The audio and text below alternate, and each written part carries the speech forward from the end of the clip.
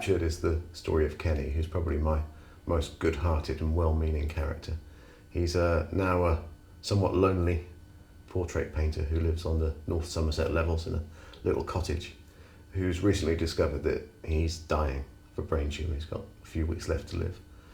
And with those weeks, he decides to put right a list of regrets.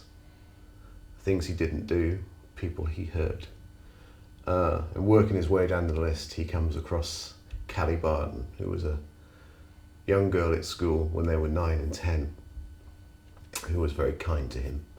The adult Callie Barton made a bad marriage and disappeared. There was a suspected murder, but nobody was ever found, and her husband Jonathan, who was the chief and really sole suspect, was never charged with her murder, and now has gone on to live an ordinary and apparently happy life with a new partner and his own business, albeit a struggling business. And Kenny decides that his last duty on earth is to find out what happened to Callie Barton and in some way to put it right. The cord was still round Jonathan's throat. He'd fretted and fussed and stretched his duct tape manacles, but they'd held. Kenny scrutinised him with some satisfaction, like a nurse with a difficult patient.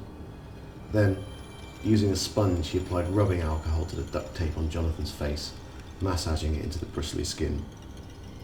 He picked at the corner of the tape, and soon he'd made the corner edge large enough to get a good grip, and he peeled the tape away in one long movement.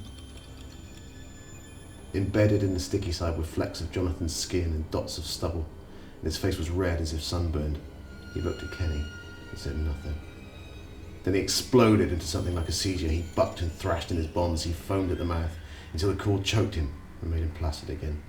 Aspects of Kenny are borrowed from aspects of my own personality, but also more so than probably any other of my fictional characters. I've borrowed bits of real people that I know and love and given to him. Kenny's got a certain gentleness about him and a certain goodness which isn't rooted in naivety. It's a proper spiritual at-heart goodness, which again is a quality that I greatly admire in people. It's very rare, but greatly to be cherished when you come across it. And of course, I took such a pure-hearted and good character and corrupted him in the most vicious and vile ways, for which I still feel slightly guilty.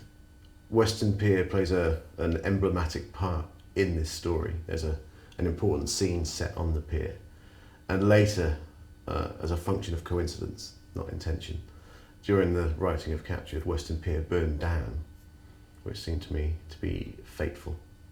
What fascinates me about revenge and revenge stories is that, in a way which is sometimes difficult to articulate, our worst excesses, our worst crimes, the most bestial aspects of our humanity is a function of our love. That we kill and maim for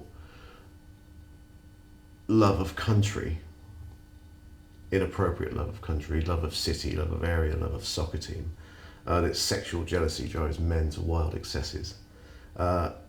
In so much of the worst aspects of our humanity is bedded in what's finest in our humanity, which is love. And that's an essential paradox which I can't quite let go of. I can't work it through.